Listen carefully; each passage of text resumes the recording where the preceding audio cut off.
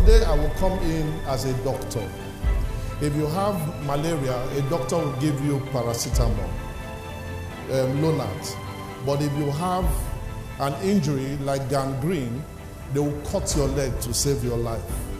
Today I will be touching very sensitive buttons that will tamper with the way you think. Because we cannot continue to think in this minchomic, mundane, moribund, myopic way.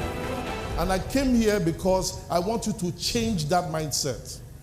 There is no difference between the people that are sitting in front and the people that are sitting at the back. There's no difference. It is a decision.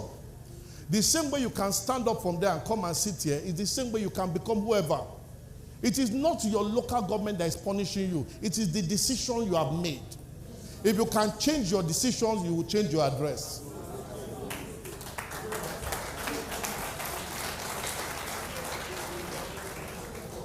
Now, I'll tell you a story about this young girl. She finished from the university, 5 years, she couldn't get a job. And for 5 years, she had gone to everywhere, applied, she couldn't get a job. Now, she met somebody, and somebody said, look, there is a native doctor we can take you to. If we take you to that native doctor can tell you your future. So they went to this native doctor, and this native doctor said something. He said that I have 2 calabashes, one with white chalk, one with black chalk. Now, there is a millipede I'll remove. If the millipede enters into the circle with the black chalk, know that your future is bad. But if it enters into the circle with the white chalk, know your future is good. So they started playing the drums, and the millipede began to move. And the millipede was moving into the circle with the white chalk. Everybody was happy. Just at the edge of entering into the circle with the white chalk, the millipede changed his mind and started moving towards the circle with the black chalk. Everybody thought maybe it was the music, and then they stopped the music. The millipede did not stop. The millipede was just about to enter into the circle with the black chalk. The girl stood up, went to the millipede, caught the millipede with her hand, put it in the circle with the white chalk, and killed it. Then they asked the woman, why did she do that? She said she cannot be alive and see her future go bad.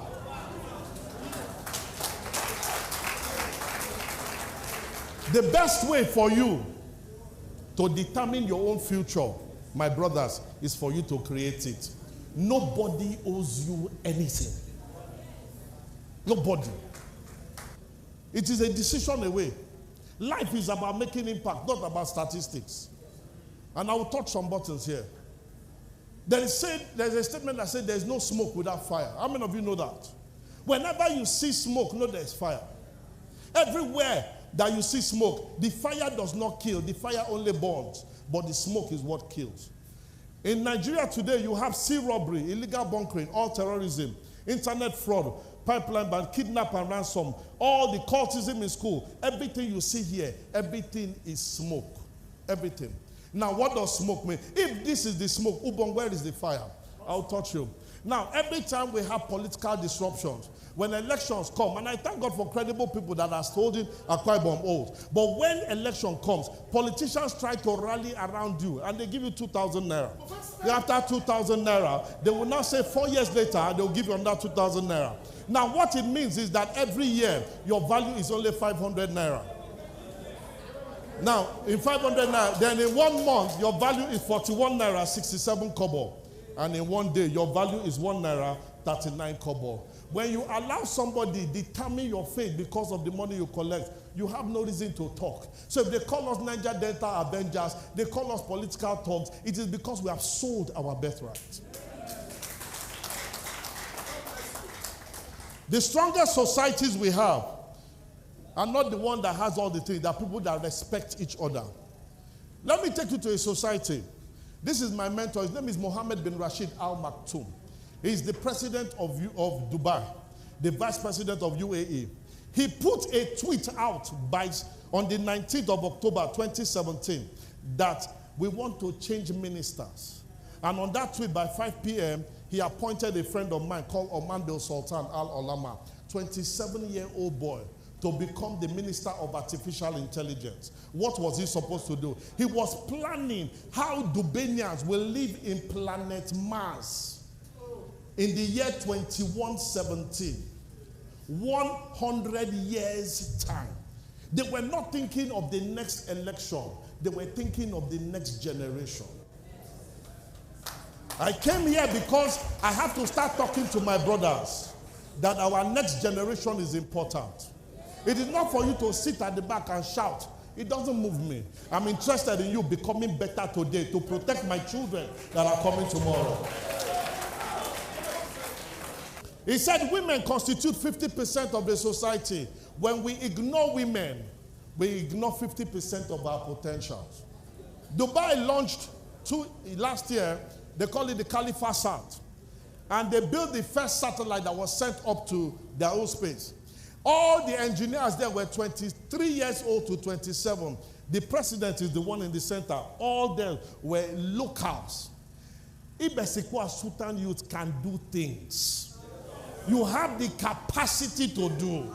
It is a decision that we need to take. It is either we win or we win. I don't believe in losing. Yes, you have to win. But these people are thinking like that. What are Ibesikwa Sultan people doing? On the news yesterday, they said that a man in this local government was arrested, 47-year-old man, for raping his two daughters in this local government. In Lagos, a 47-year-old man was also arrested. We are not thinking of the future. We are thinking of how to violate our children. No. That has to stop. Young people are building things. We need to start thinking. They even have positions for women, and those ones are going far. Let me touch some buttons here. Jack Ma, the richest man in China, say, tell your children that the battle is not with themselves. Technology is your competition. It is not for you to come and shout at me. Technology has taken over. 800 million jobs will be taken from the system. You are shouting that there are no jobs. There will be more no jobs because technology has taken over. Every job you have now, my phone can do the work of 10 men. 10 men. My phone. I don't need people because my phone can do the work. So if that is the case, now tomorrow when you go and apply for a job, a machine will take over that one. You go and apply for work now, they say we don't need human beings because a robot can do the work of 10 men. We need to get hungry and change the way we think because everybody now will get hungry. We'll get hungry and start eating ourselves. I come from a beautiful state, Akwa Ibom. I am proud to be called an Akwa Ibomite. I am a proud son of Ibesikwa Sultan. Akwa Ibom State is rich with 31 local governments, 119 clans, 2,664 villages. I know my statistics well. Created in 1987, we are 5 million in this state. 10 million of us are outside in diaspora. We are bordered to the north by Abia State, to the west by Cross River, to the east by River State, and to the south by the Gulf of Guinea. 13.4% of Nigeria's length of coastline is Akwa Ibom State. And guess what? At a certain point, we had so much money in this state. And guess what? In 2006, the population was 3.9 million. By 2015, we had increased to 5.2. In 9 years, our population had increased by 35%. How much more has it happened? And guess what? 64% of the entire population of this Akwa Ibom State are youth under 45. And then we are looking for how to produce opportunities for them. And guess what it is? If we check the civil service, which you have 17,223 jobs only. And then how many real jobs do we have? Add mobile, add all the core company, you have only 40,000. Put them together, there are only 60,000 on a population of 5.2. It is not because there's a new governor. We've had a problem a long time. It is poor thinking. We need to change it. And I dare say that is why you have anarchy. You have prostitution. You have our girls going wild. You have boys vandalizing. Boys joining secret cult. Our academics in shambles. Okada every single way because we have not been able to put ourselves to work. It is about time that we wake up. And I dare say that the problem with Nigeria, the problem with Africa, the problem with Akwa Ibom, the problem with Ibesikwa Sultan is free food. Free food. A young man will wake up in his house. My brother, my senior brothers here will give that boy that's 25 years old, 30 years old, food to eat in his house. He will eat breakfast and he will swallow it. He will eat maybe yam with beans and then bread. He doesn't know what to do to make sure there's food. Then by 11 o'clock, he's watching Telemundo, watching Z-World, watching Okon Calabar in the afternoon. 4 wraps of pounded yam with a goosey soup. He will push the meat to swallow. He will take tea, take everything, sleep. By 4 p.m., he's watching Arsenal, watching Man U, watching West Ham, watching Chelsea. He knows everything about championship, knows everything about La Liga, but does not know anything about his complete life. Then by 6 p.m., he's eating his sister's food. He doesn't know what is happening at that point in time. I am tired of this kind of nonsense.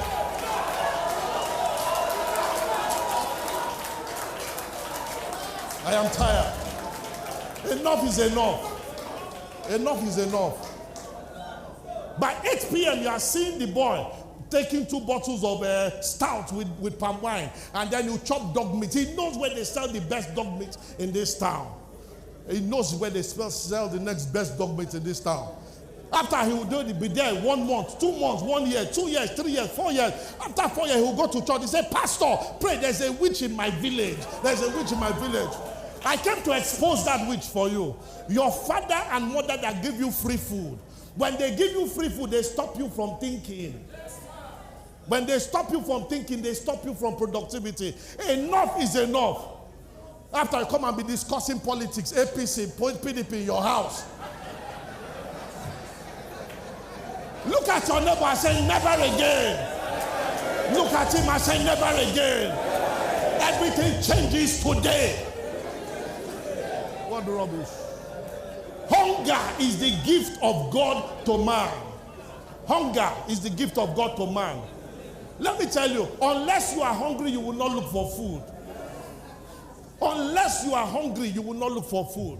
When somebody gives you free food, they stop you from thinking. When you go and disturb somebody here for 2,000 naira, you can't think again. You need the hunger to activate your creativity. You need it to boost the way you think. The difference between a vulture and an eagle is appetite. A vulture does not eat food that it kills. It waits for the food to be sick, to be weak, and to die. But an eagle will kill its own. If you have to wake up every morning and go and wait at the chairman's house by 7 a.m. till 7 p.m. for him to give you money, you are suffering from a vulture mentality. I came here to shake the house. I came here to scatter. I came here to dominate. Somebody say go.